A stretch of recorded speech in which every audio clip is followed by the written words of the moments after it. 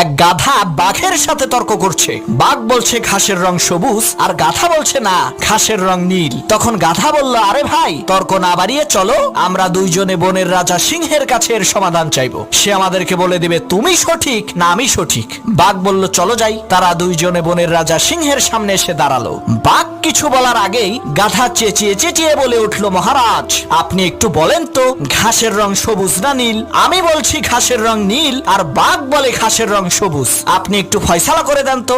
সিংহ বলে, এই ফয়সালা পরে করব, আগে বাঘের ফয়সালা করি। সিংহ বাঘকে উদ্দেশ্য করে বলল, বেটা বেকুব, তুই এই বন থেকে বের হয়ে যা, আগামী 1 মাসের মধ্যে এই বনে প্রবেশ করবি না।